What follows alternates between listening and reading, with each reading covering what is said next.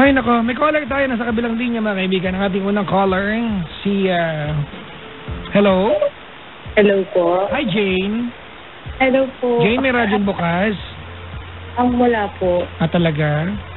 Opo. Walang radyo bukas? Wala po. Nasa labas po ako. Nasa labas ka? Opo. Pero may radyo bukas na malapit? Meron po. Okay. Anong balak mong gawin? Ihian mo kaya radyo? Papatayin ko. Oo. Hello. Okay na po. Patayin niyo yung radyo. Baka ipatawag kayo ng ano? Pinatay ko na po yung radyo. Patawag kayo ng ano, ng kapulungan at sabihin sa inyo, kailangan yung ano, in aid of legislation. Pinatay ko na. Ate, Yes. pag nakarinig ako ng feedback, hangat-ngatin ko yung mukha mo. Wala na po. Pinatay ko na. Pinatay ko na pa ulit. Hello po. Hello? Ayun, tinanggal ko na po. Hello po. Ayan, sige. Napatay na yung radyo. Okay. Opo, okay na po. Ayan. O yung ref naman, patayin mo. Wala pong ref. Wala kayong ref? Meron po, sa amin po. Wala ko lang kayong ref. May kilala rin ako nagpapatay ng ref. Pag wala naman, pinapatay ref. Ay, nako. Ano mapaglilingkod ko sa'yo, ate? Ano lang po, konting problem lang po. Konting problem? Opo. Sige nga na konting payo. 21 ka na, anong ginagawa sa buhay? Ay, tatrabaho po ako Anong sa trabaho Manila. mo? Yaya po. Ay, yaya. Nandiyan ka sa mga amo mo ngayon? Opo, nasa baba po, natutulog na po. Yung mga amo mo? Opo, tapos po yung anak niya po, yung kakunsaba ko tumawag dito. Hayop kayo parehas. Yun po. Talaga? Kinakabahan ako. Makatayo na ano? Nakakakaba po palang tumawag. Sige. Jane, Po. anong probinsya mo? Nueva Ecija po. Saan sa Nueva Ecija? Sa Gapan? Gapan. Opo. Malapit sa amin Gapan. Malapit yan sa Pangasinan yan, di ba? Opo, medyo po. Anyways, ate, ano ang paglilingkod ko sa'yo? Ano po, may best friend po kasi ako. Bakit ikaw lang ba? Ito nga po yun. May Nakayabang best friend ka. po. Joke lang.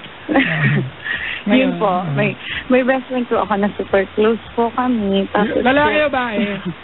Babae po. Okay. Kala ko lalaki. Kasi Tapos, pag lalaki ang best friend, may just, fishy, no?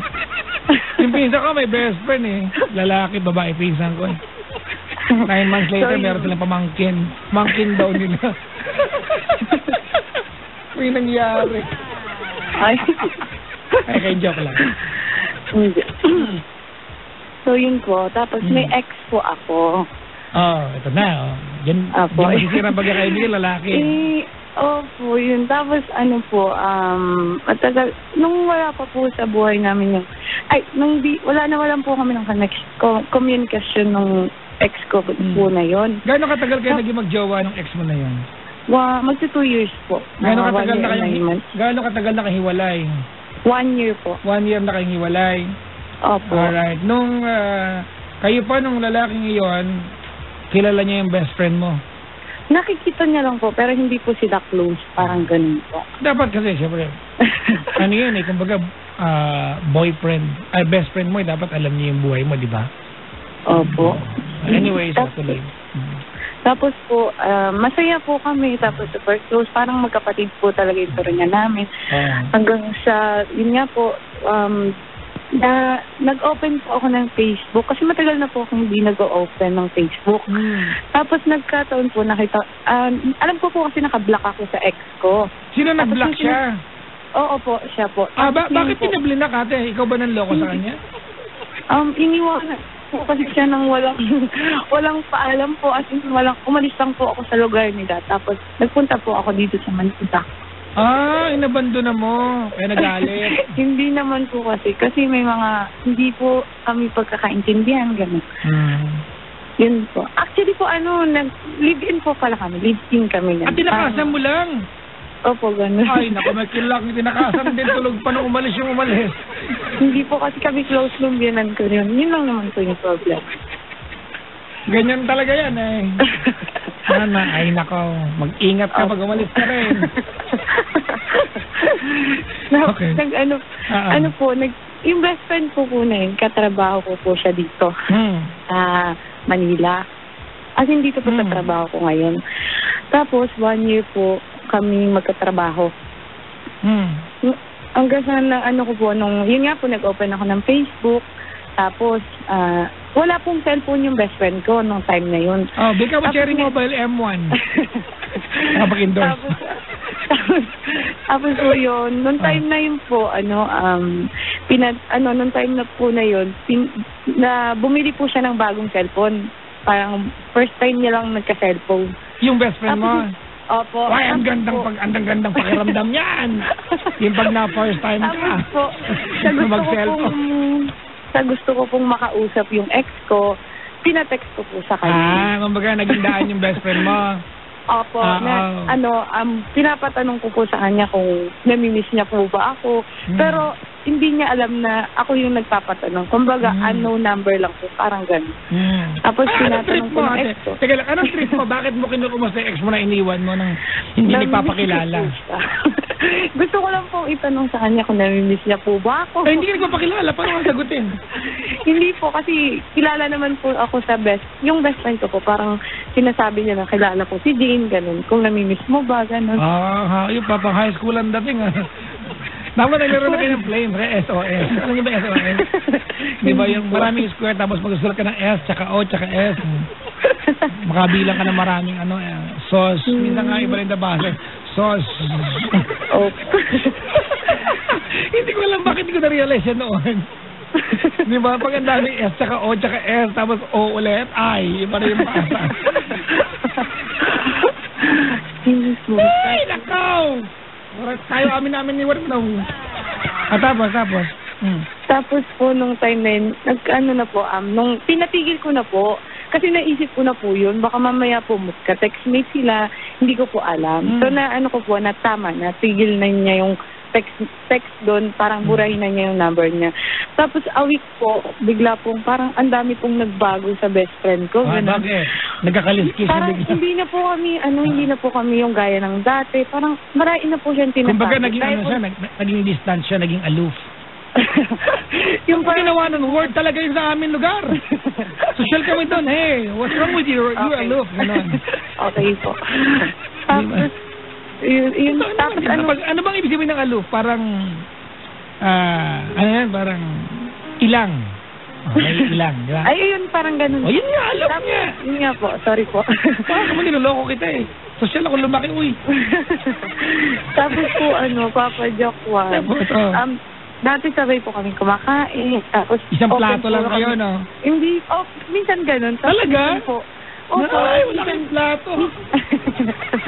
Minsan naman share kami sa damit o kaya naman open kami sa cellphone, walang tinatago. Bakit? Tapos, alam niyo yan yung unfair sa buhay, no?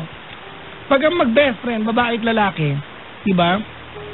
Pag ang mag-best friend, babae at lalaki, ay babae at babae, pwede mag-holding as maglakad, pwede kayo mag-ismakan sa lips, walang mali siya, diba? Pwede kayo masabay. Ito yung weird. Pwede kayo sabay maligo. Ano ba? Pero pag ang mag-best friend para sa lalaki, hindi kayo pwede sabay maligo. Scandal yan. Tapos nung napansin ko na lang po yun, nung naliligo po yung best friend ko, kasi dapat, nantay ko po siya. Ngayon po yung cellphone niya po, naiwan niya po dun sa, ito po yung time na nahuli ko po siya. Naliligo po siya. Tapos ngayon, may tumatawag po sa cellphone niya. Sinagot ko po, kasi parang ang lakas po talaga ng kaba ko. Parang hindi ko alam, pero alam ko parang siya. Parang yun yung ex ko. Tapos, kinausap ko po, sabi ko, naliligo pa po siya. Tawag ka na lang ulit. Tapos, pinatay niya po. Tapos nung tapos... Alam ng lalaki din ko yun. Siguro po kasi may mga topic na po sila. Tapos yung mga Facebook post po nilang dalawa, parang nagtutugma. Tapos hindi ko po alam na magkakilala na sila o nagka-text na sila. Nung second time ko, tumawag po ulit siya. Kasi naliligo po eh. Tapos nagsalita po siya, nasabi niya, wag mo ngang binibigay doon yung telepono mo. Sabi niya gano'n. Tapos kinabahan na po ako, parang gano'n. Tapos hanggang sa, hindi ko naman po talaga ugali ng mga alam ng text. Nagbasa po ako ng mga message. Ayan, pang-alam talaga kayo kahit kailan. Hindi lang sa boyfriend, kahit best friend nyo pa. Hindi niya po alam na binasa ko yung message. Ano po talaga, Papa Jack, parang ang lakas ng kaba ko na yung mga topic nila, as in yung ako, tapos sabi niya, parang kasi nagtatrabaho nga po kami dito, sabi po niya sa text na, mamaya ka na tumawag kasi aalis sila. Parang ganun. Kasi nung time na yun po, umalis kami. Medyo hapon ko na lang po kasi nabasa eh. Tapos kinabahan na po ako. Nung paglabas niya po sa banyo, tumawag po ulit yung ex ko. Sinagot ko sa kanya. Sobrang galit na galit po ako. Sabi ko sa kanya, tumatawag yung dati kong ka-asawa, gano'n. Bakit may kontak kayo? Tapos nakita ko po yung reaction niya. Sobrang... Ano reaction niya? Sobrang kinakabahan siya na maiyak-iyak. Nakatapis pa lang yan. Hindi nakakalabas sa CR, di ba? Hindi mo nakabisa po ano ba yan? Wala pa sa pinsan ko. Kalabas ng CR, nakatapis lang, dalawa to. Isang nasa ulo, isang nasa katawan. Di ba? Ang gagaling ng mga bayo magtali ng toy sa ulo, yung turban yung dating. Di ba? Sana maka-invento ng helmet na ganyan yung itsura. Para like yung first thing mo. Wala ko may tulong sa mundo. Tuloy mo na. Tapos po nung tinanong ko po siya. Sa akin naman po, Papa Jack, wala naman po yung kung gusto niya po yung ex ko, sana po sinabi niya po. Ate, wag ka mamlastik kung sabihin na wala lang sa'yo. Opo, masakit po. O, di ba? Kaya hindi sinabi ng best friend mo yan sa'yo kasi alam niyang hindi wala lang. Siguro. Ayun po. Tapos po, Papa Jack, yung kinakainis ko lang po, yung pinagmukha niya po akong tanga, na nagte-text po yung ex ko, iniba niya po yung pangalan, na pinapabasa niya pa sa akin na, kasi yung mga text na... Talaga? Opo, tapos iba lang po yung pangalan. Anong pangalan? Babae, lalaki? Lalaki po yun. Lalaki. Kunyari may jowa siya, hindi niya sinabi yung pala yung ex mo. Opo, yun po yung ex ko. Tapos iba po yung pangalan. Tapos, parang... Kumbaga, kung ang pangalan ng ex mo, Ronaldo, ang nakalagay na pangalan, Ronald. O lang na rin. Ganun po. Alam ka difference. Tapos, ang tanga ko, sorry. Okay, ate. Asan na yung best friend mo ngayon? Umuwi na po siya. Umalis na po siya. Saan? Sa lugar po namin. Pwede, nandun rin yung Opo, actually po sila po, nagkatuluyan po sila. Hanggang ngayon po. May anak na sila? Opo, pero hanggang ngayon po, umaasa pa rin po ako sa ex ko na baka magbago. May anak na sila, tapos umaasa ka pa rin? Ay, wala pa pong anak, hindi ba po? Kung nagsabi ng... Kasi Papa Jack, lately lang nagte-text yung ex ko. Huwag kang mag-isnoling sa harap ng lupon na ito dahil makakontempt ka. Hindi, Papa Jack, kasi nung nito lang, parang nag-text ulit yung ex ko sa akin, nag-chat. Alright, ganito gawin natin. Jane. So, okay, unang-una, tama naman yung naramdaman mo na nagalit ka o hinanakit ka dun sa best friend mo. Dahil naglandian sila ng ex mo. And to justify things, naging sila naman talaga, hindi lang landian. Opo. Diba? It's not technically wrong. Hindi siya mali. Pero syempre, delikadesa. Diba? Ganyan yan, diba? Delikadesa ang tawag dyan.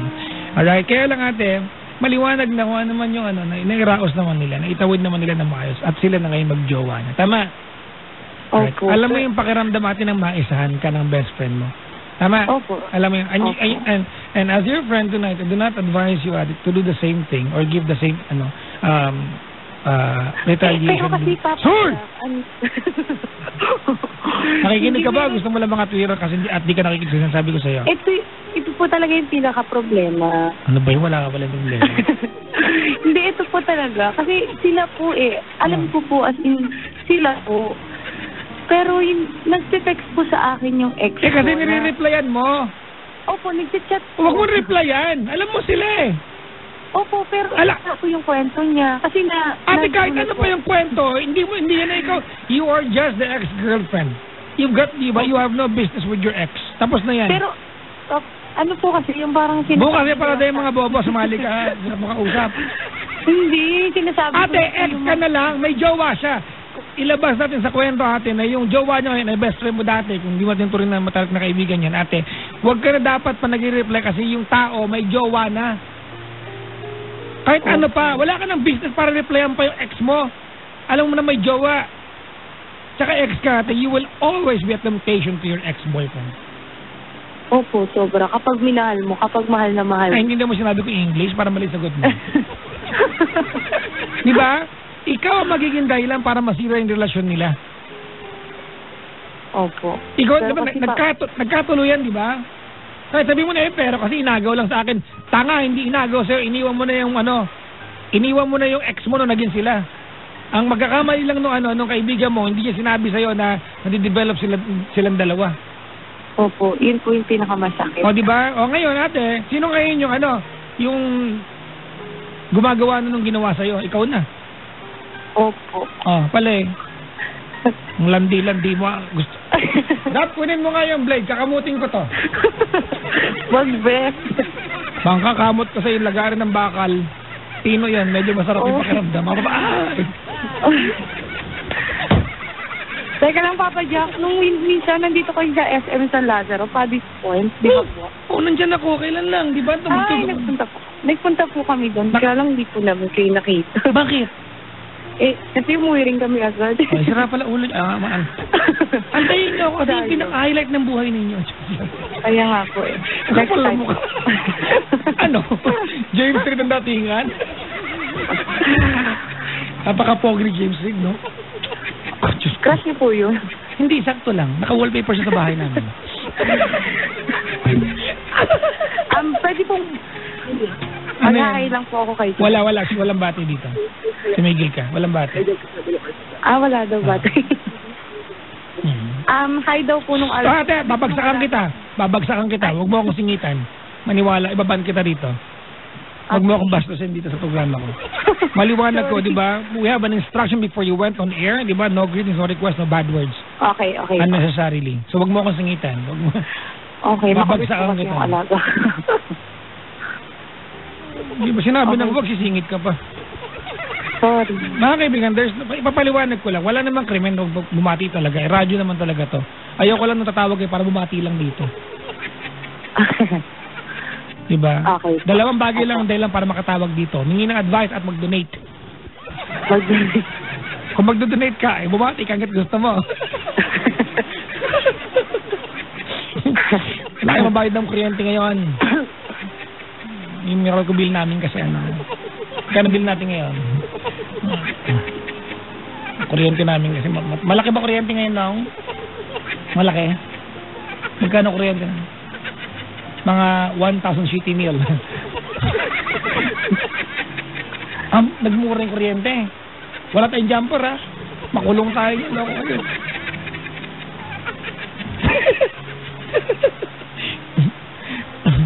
Ate. Hello po. Ang kulit mo, babati-bati ka pa.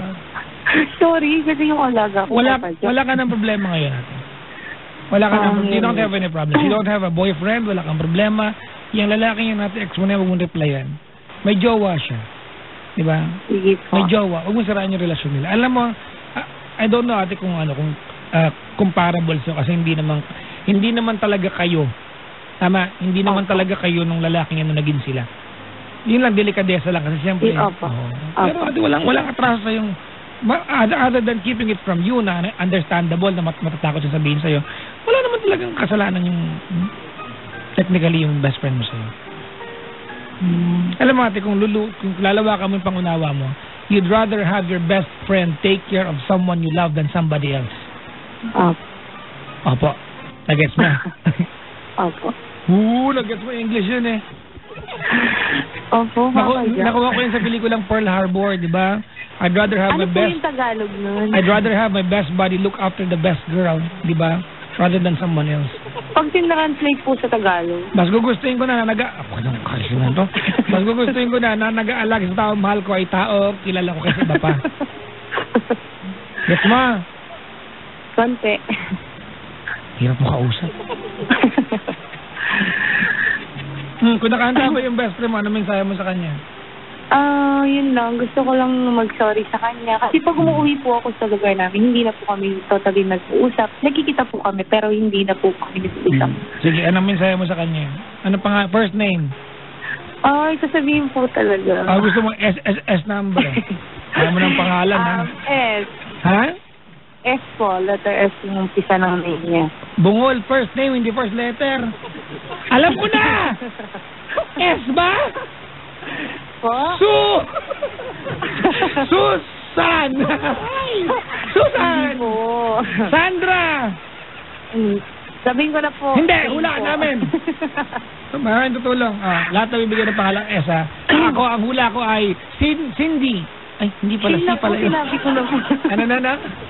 Shane po, sinabi ko na. Ano pangalan? Shane. Shane. Ano ba yan? Opo. Nakahula. Cindy pala, ano? May katanga din ako, eh. Hindi pala yun. Opo, H po. Ay, bungol talaga ako. Sige, si Shane. Ano mensahe mo kayo? Good luck mo na relasyon nila. Opo. Good luck. Sana magtagal sila. Hindi ba? Ang plastic po. Actually. Hindi po, yun lang naman po. Gusto ko lang naman po mag-sorry sa masakit na nasabi ko sa kanya nung nandito pa siya. At sana yung pangarap po ng ex ko na magkaanak na, yun lang po. Pangarap? Sana... Sabagay, maraming may pangarap niya. Di ba? Yun lang, Papa Jack. Alam niyo, ang pangarap mga kaibigan kanya-kanya, weird yan. Nung isang araw, meron nung punta dito sa booth. Nung Friday, sabi niya, alam mo, pangarap kita makita. Sabi ko, hayop ka? May ibang taong pangarap, pagkabahay at lupa, ikaw pangarap mo lang ako makita. Taasan mo naman yung pangarap.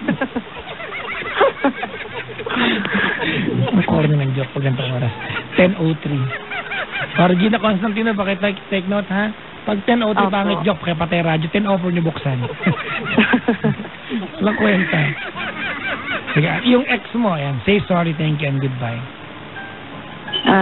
Sa kanya, thank you sa lahat sa pag-intindi kahit sobrang tigas ng ulo ko nung tayo pa. Tapos, good luck, saka goodbye. Yun lang yung masasabi ko. Yun lang po. Thank you. Thank you sa lahat. Pero namimiss kita. Unang dugtungan ng gano'n, ano para kami sa Raulo, eh. Unang dugtungan ng gano'n. Isa pa, game. Game. Okay na po yun, Papa. Okay na yun. Diyan ang ticket, ha? Mag-Star City kayo na alaga mo, ha? Lagi po kami ng boss ko doon. Bakit? Ay, Star City. Ayaw mo ng ticket? Pwede, gusto ko pa. Bigyan kita ng ticket, ha? Ilang gusto mo? Libre ba yan, Papa Jack? Baka may bayad. Sige, pagbayarin kita. Wait lang. Bibigyan nga kita. Ang kulit mo naman, eh. Ay, sige. Gusto ko po yan. Ilang kayo dyan sa bahay nyo? Ay, marami po kami. Sagutin mo yung tanong ko. In aid of legislation. 9 po na. 9. Bigyan kita 2, ha? Bakit? Ano, kamag-anak niyo ako? Sagot ko kayo lahat. Okay, thank you po. Kaya bigyan kitang 4, ha? Hindi ka naman kaya sagutin yung siya, mga. Paano po namin yung makukuha? Pupunta yung ticket sa iyo, mag-commute. Siyempre, kukunin mo rito, ate, pag mag-install sila na kayo. So, diyan ka lang sa kabilang line, kakusapin ka ni Zap. Ha? Apo. Thank you. Teka lang, ate, may binibilin ako! Opo. Kakusapin ka ni Zap, ha? Apo. Bibigyan niya ng instruction paano kunin yung ticket dito, okay? Okay. Okay, kung paano makuha. Teka lang, thank you ka na, thank you, baby. Sabihin ni Zap sa'yo kung kailan mo pwedeng kunin yung ticket. Huwag kang darating dito nang hindi nagkasabi kay Zap na parating ka na 2 days before bago kunin yung ticket para maihanda namin yung ticket mo, ha? Huwag kang pupunta dito na hindi namin confirm na mayroon kang ticket na available kasi i-request pa namin yon, okay? Okay po. Alright, oo. Ngayon, mamaya, diyan ka lang sa kabilang line, kakusabi ka ni Zap, Si Zap, may kalandian yan. Baka landiin ka pa niyan, ha? Wag kang pumatol dyan. Single yan ngayon. Oo, medyo, ano yan, atat yan sa love life ngayon. Kasi nung nakaraang buwan, pwede yan. Sinaasa lang siya. Ay, naku. Hello, Raw. Pag nakamove on daw siya, huyo ka daw.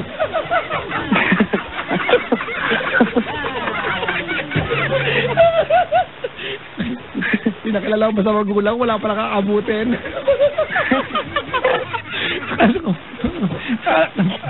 Salamat sa pagtawag, ha. Diyan ka lang sa kabilang line, yung babahan. Apo. Okay, ayan. Kunin mo na sa, ha, kung sikahin yan, ha.